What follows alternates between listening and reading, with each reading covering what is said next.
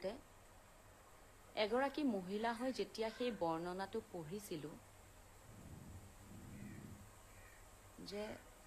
ভৰিকেইখন যেন যিমান বহলকৈ মেলি থোৱা ফটোখন দেখিছিলোঁ বৰ নিলজ্জভাৱে কথাটো কৈছোঁ মানে এগৰাকী মাক হৈ আচলতে এনেকুৱা কথা ক'ব নোৱাৰে মই মোৰ নিজৰ ছোৱালীজনী সেইদিনাখনৰ পৰা বিশ্বাস কৰক মই মোৰ ছোৱালীজনী এনেকুৱা লাগিছে যেন মই নপঢ়াওঁ কোনো দৰকাৰ নাই বাহিৰলৈ যাবলৈ ঘৰতে থাক তই ঘৰতে বহি থাক তাৰপিছত আকৌ মনত ভাব হৈছে ঘৰত থাকিলেও সুৰক্ষিত জানো আপুনি কওকচোন ঘৰত থাকিলে সুৰক্ষিত জানো মহেশ কুমাৰ দাসে মৰিগাঁৱৰ পৰা শুভেচ্ছা জনাইছে থেংক ইউ কোনোবাই কৈছে মৌমিতাৰ কথা ক'ব ৰচিদুল ইছলাম হয় মই সেই কথাটোৱে কৈ আছোঁ মই বৰ বেছি আজি আচলতে একো কথা পাতিব খোজা নাই মোৰ নিজকো কিবা নিজৰ ওপৰতো ধিক্কাৰ হৈছে সমাজৰ ওপৰতো কোনোবাখিনিত ধিক্কাৰ হৈছে আমি ক'ৰবাত আমি বৰ নিলজ্জ হৈ গৈ আছোঁ বিৰাট নিলজ্জ আমাৰ লাজ নাই জানেনে কি ক'ম মানে ভাবকচোন এজনী ছোৱালী পঢ়া শুনা কৰি আজিকালি ডাক্তৰী কৰি পঢ়িবলৈ কিমান কষ্ট কৰিব লাগে আৰু তেনেকৈ ডাক্তৰ হোৱাৰ পাছত ৩৬ ঘণ্টাকে ডিউটি কৰে তেখেতে তাৰ পিছত যেতিয়া নিশা ৩টা বজাত আনক সুৰক্ষা দিবলৈ গৈ আনক মানে চিকিৎসা কৰিবলৈ গৈ তেওঁৰ এইটো অৱস্থা হয় চকুকেইটা ফুটি তেজ ওলাই আহিছে ইমান বৰ্বৰ হৈ গ'লো নে আমি আৰু মানে কাৰোবাৰ যদি ইমানে মানসিক বিকাৰ ঘটিছে ইয়াৰ ব্যৱস্থা আছে নহয় কিছুমান লোক আছে নহয় আপোনালোকক সাৰ্ভিস দিবলৈ বুলি কৈছো আছে নহয় তেনেকুৱা লাইসেন্স পোৱা মানুহ তেওঁলোকৰ ওচৰত কিয় নাযায় এনেকুৱা এটা অৱস্থা হ'লনে যে মানে গৰু কুকুৰ ছাগলীও এনেকুৱা অৱস্থা নকৰে মানে কিনো কম কি বুজাম মানে মই মানে মোৰ নিজৰ ছোৱালীজনী সুৰক্ষা লৈ পেলাই মোৰ এনেকুৱা লাগিছে যেন মই প্ৰতিটো মুহূৰ্তত যেনেকৈ সাৱটি ধৰি থাকিলেও যেন মই বচাব নোৱাৰিম তেনেকুৱা এটা অৱস্থা আৰু মইতো গোটেই জীৱনটো তাইক এনেকৈ ধৰি থাকিব নোৱাৰো কি কৰিম বাৰু মই আমাৰ সকলোৰে একেই অৱস্থা আপোনালোকে নক'ব এনেকুৱা যে আপোনালোকৰ ডাঙৰ মানুহ ধনী মানুহ আপোনালোকে পাৰিব আমি নোৱাৰিম মোক বহুতে বোলে কেতিয়াবা কমেণ্ট কৰে তেনেকৈ যে আপোনালোকে পাৰিব কিন্তু নহয় এই সুৰক্ষা ক্ষেত্ৰত আমি সকলোৱে একে ভাবকচোন তেওঁ সাধাৰণ এনেকুৱা নহয় বোলে একো বোলে ক'ৰবাৰ গাঁৱৰ চুকৰ ঘুকুটত সোমাই থকা ছোৱালী নহয় তেওঁ এগৰাকী ডাক্তৰ আছিলে পঢ়া শুনা কৰি সকলো জনা ছোৱালী বৰ্তমান সমাজৰ বিষয়ে সকলো কথা জনা ছোৱালী সেই ছোৱালীজনী কেনেকুৱা বৰ্বৰ হৈ পেলাই মানুহে মানে কি যে কৰিছে নহয় মানে কৈ পেলাই সেই মোৰ মানে কিবা মূৰটোৱে কিবা গৰম উঠি আহে এতিয়া শাওণ মাহ বুলি কওঁ আমি শাওণ মাহ চলি আছে আমি প্ৰভু শিৱ বাবাক সেৱা কৰোঁ আমি শক্তি পূজা কৰোঁ কেইদিনমানৰ পিছত আহিব নৱৰাত্ৰি আমি ব্ৰত কৰি থাকিম মাক পূজা কৰিম তাৰপিছত আহিব দেৱালী আমি কালী পূজা কৰিম লক্ষ্মী পূজা কৰিম কিন্তু বিশ্বাস কৰক আমি মহিলাক কেৱল পূজাতেই থৈ আছোঁ দেৱী কৈ পূজা কৰোঁ আৰু তাৰ বাহিৰে একো নকৰোঁ আমি দীপালী বৰাৰ ভাই কৈছে সুন্দৰ মন্তব্য বিশ্বাস কৰক মন্তব্য নহয় যদি মাক হৈ মই ভাবোঁ যে প্ৰত্যেকগৰাকী মাক যিসকলে চাই আছে প্ৰত্যেকগৰাকী ছোৱালী আমি যদি ঘৰৰ পৰা ওলাই যাওঁতে এনেকুৱা অনুভৱ হয় যে আমি সুৰক্ষিত হয়নে এই কথাটো যদি আমাৰ মগজত আহিব লাগে নহয়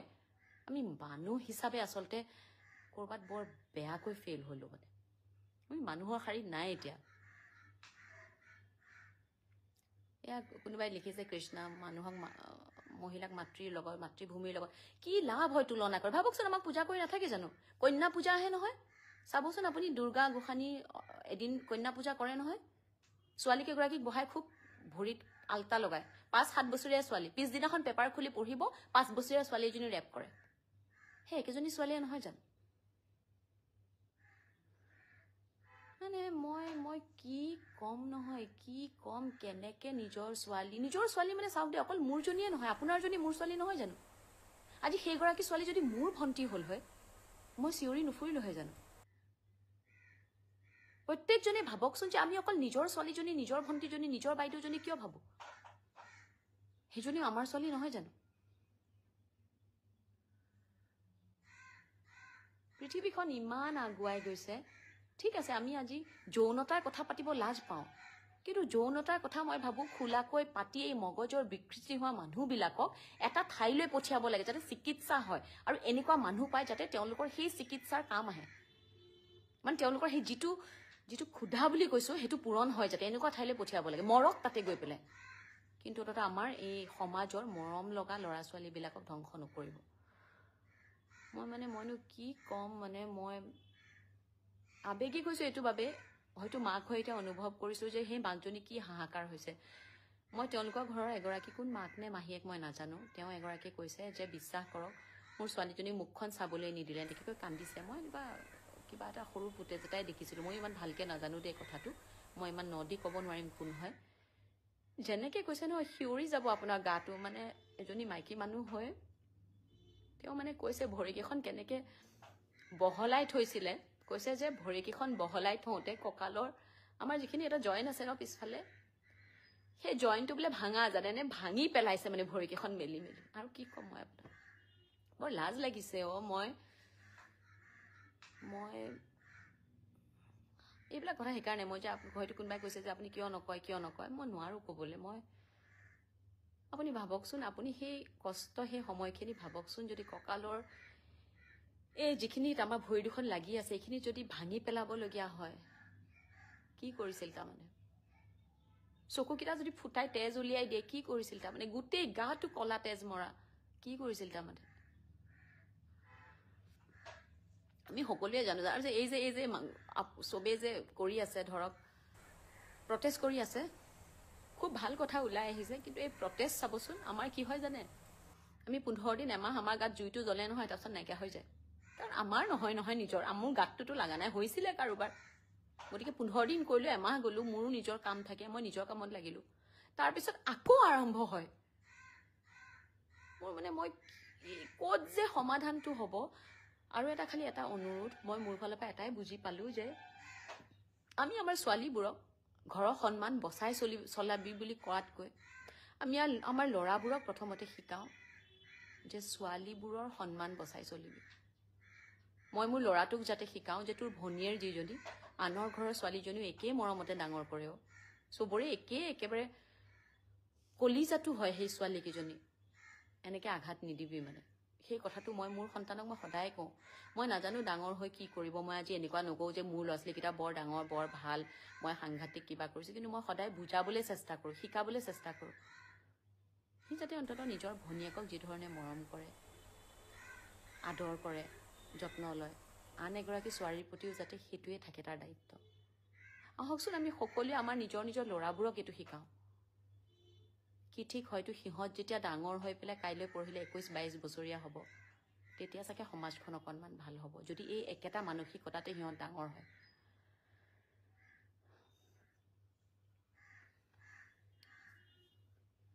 ৰছিদুল ইছলাম মোৰ মতে ছোৱালীবোৰ বৰ্তমান হাতত বন্দুক লৈ ঘূৰা উচিত কি কৰিব কওকচোন বন্দুক ক'বলৈ সহজ পাৰি জানো এইবোৰ সঁচা পাৰি জানো কওকচোন সঁচা পৃথিৱীখনত বন্দুক লৈ ঘূৰাটো সম্ভৱ জানো আমি এইবোৰে সঁচা কথা ক'লে এটা কি in the city of drugs we lost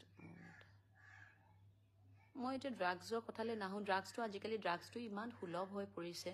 কেতিয়াবা নিউজ কিছুমান শুনো বোলে স্কুলত আজিকালি ড্ৰাগছ পায় ক'লৈ যে গৈছে সমাজখন বুজিয়ে নোপোৱা হৈছোঁ কিন্তু মই তেখেতৰ বাবে তেখেত য'তে আছে আত্মাটোৱে শান্তি পাওক কিন্তু সেই বৰ বেয়াকৈ আমি হাৰি গ'লোঁ মানুহ হিচাপে আৰু আমি আচলতে সেই যে আদিম যুগৰ পৰা সেই যে বৰ্বৰ আদিমতো চাগে এনেকুৱা বৰ্বৰ নাছিলে জন্তু চিকাৰ কৰিছিলে মানুহক এনেকুৱা কৰা নাছিলে কাৰণ স্বাধীনতা আছিলে ন যাৰ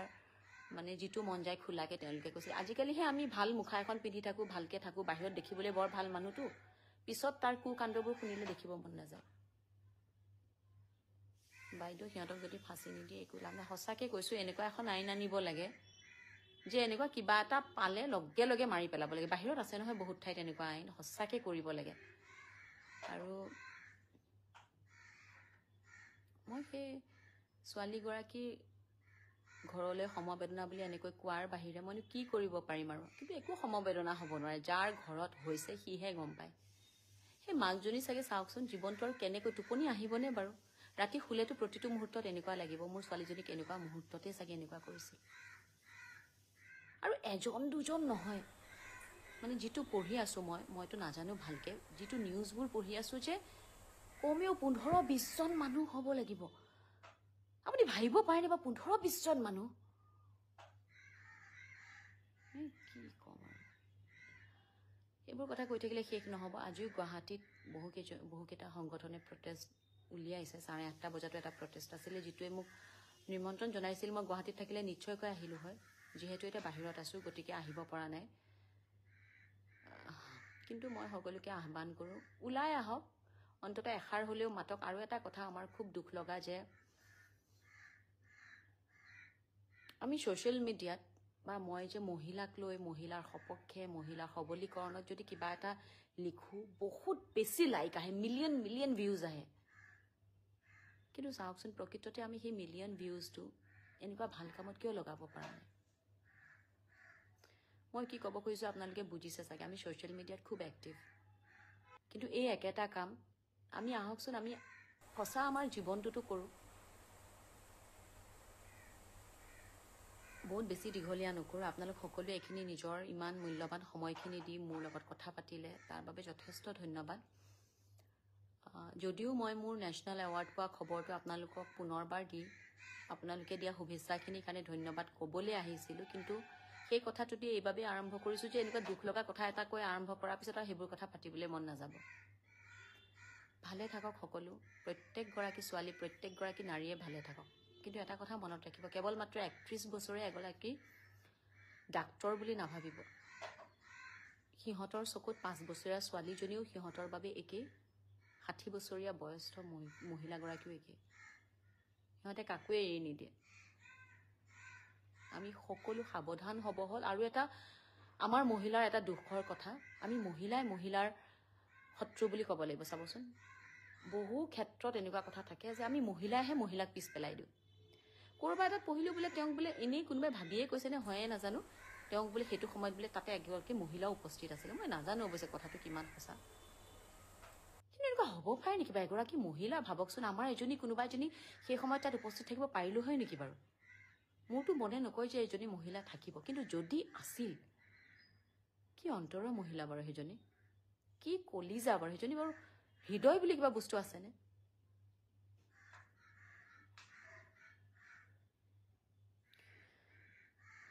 মোৰ এইবিলাক কথা কৈ থাকিলে শেষ নহ'ব আমি মহিলাবোৰে কিছুমান বৰ ভুল কাম কৰোঁ মই আগতেও কৈছোঁ এইটো কথা আমি মহিলাবোৰে যিসকল মহিলা আছে মই তেওঁলোকক প্ৰথমতে ক্ষমা এইটো কাৰণে বিচাৰিছোঁ আপোনালোকৰ দৰে ময়ো এজন মই নিজকো গালি পাৰিছোঁ এইটো কথাতে গালিটো এইবাবেই পাৰিছোঁ চাবচোন আমি যেতিয়া বাহিৰলৈ ওলাই যাওঁ ধৰক কিবা ভাল কাম এটাত ওলাই গৈছোঁ মই সন্মানেৰে কৈছোঁ বিধৱা শব্দটো মই সন্মানেৰে ব্যৱহাৰ কৰিছোঁ আপোনালোকে নক'ব যে বিধৱা শব্দটো কৈ যদি মই কাৰোবাৰ মনত আঘাত দিছোঁ মই তাৰ বাবে ক্ষমা বিচাৰিছোঁ কিন্তু এগৰাকী বিধৱা মহিলাক যদি দেখোঁ আমি যে কওঁ যে যাত্ৰাটোৱে বেয়া হ'ল সেইটো কিন্তু এজন পুৰুষে নকয় কোনে কয় আমি মহিলাই কওঁ যেতিয়া ভাল কাম এটা থাকে ঘৰত ছোৱালীজনী নোৱাব লাগে ছোৱালী এজনী বিয়াৰ সময়ত কিবা কিবি কাম কৰিব লাগে বিধৱা মহিলাগৰাকীক আমি আগত কাম ভাগ কৰিবলৈ নিদিওঁ কিয় নিদিওঁ বাৰু আৰু নিদিয়াজন কোনো পুৰুষ নহয় কোনো পুৰুষ এজনে আহি নকয় যে বিধৱা মহিলাগৰাকীয়ে এই বিয়াৰ কামখিনি নকৰিবা কোনে কওঁ বাৰু আমি মহিলাগৰাকীয়ে কওঁ কথাষাৰ হয়নে বাৰু যদি আপোনালোক একমত তেতিয়াহ'লে হয় বুলি ক'ব আপোনালোকে যদি এনেকুৱা পৰিস্থিতি দেখিছে তেতিয়াহ'লে হয় বুলি ক'ব মই নিজে দেখিছোঁ কিন্তু কোনেও ইচ্ছা কৰি বিধৱা নহয় মই ক্ষমা বিচাৰিছোঁ পুনৰবাৰ বিধৱা শব্দটো দি মই যদি কাৰোবাক আঘাত কৰিছোঁ ক্ষমা কৰিব মোক কিন্তু মই এগৰাকী মহিলাৰ বাবে কৈছোঁ কোনো ইচ্ছা কৰি বিধৱা নহয় সেয়েহে এনেধৰণৰ কথাবোৰ যদি আমি আঁতৰাই আমি এগৰাকীয়ে আনগৰাকীৰ সহায় হওঁ নহয় আমিহে আমাক বচাব পাৰিম কোনো বাহিৰা মানুহে আহি আমাক বচাব নোৱাৰে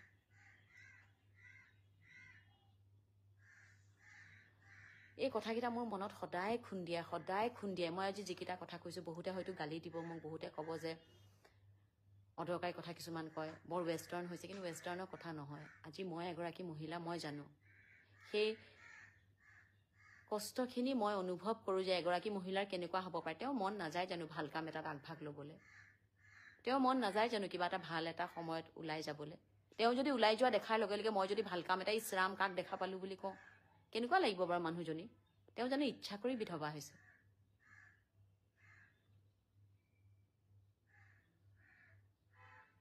পাঠকমণি হয় বা কৈছে দীপাঞ্জলি কলিতা হয় বা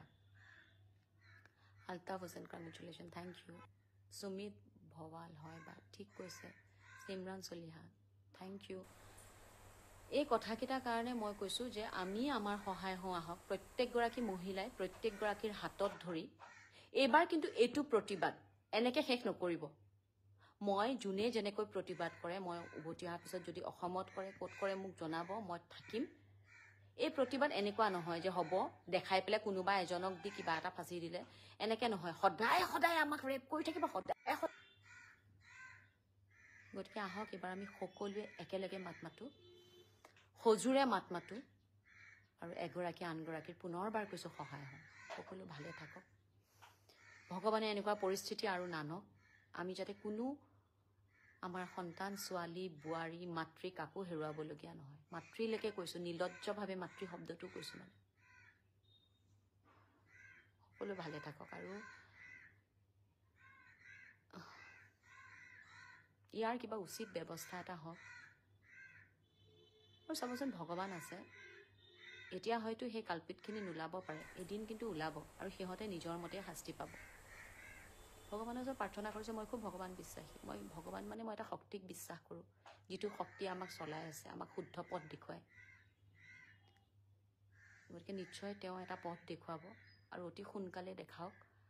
পুনৰবাৰ সকলোলৈ ধন্যবাদ আকৌ এবাৰ কওঁ যে আইমি বৰুৱা বুলি যিটো নিজকে ক'ব পৰা হৈছোঁ আজি নামটো উচ্চাৰণ কৰিব পাৰিছোঁ আপোনালোকৰ বাবে আপোনালোকে দিয়া আশীৰ্বাদৰ বাবে সদায় আশীৰ্বাদখিনি যাতে কৰি থাকে আৰু যদি কেতিয়াবা ভুল কৰোঁ যি ধৰণে সমালোচনা কৰি আঙুলিয়াই দি আগবাঢ়ি যাবলৈ সুবিধা কৰি দিছে সদায় কৰিব আৰু সেইখিনিৰ বাবে আচলতে আজিলৈকে মই এনেকৈ চাগে থিয় হৈ থাকিব পাৰিছোঁ পুনৰবাৰ সকলোকে ধন্যবাদ জনাইছোঁ আজিলৈ আহিছোঁ নমস্কাৰ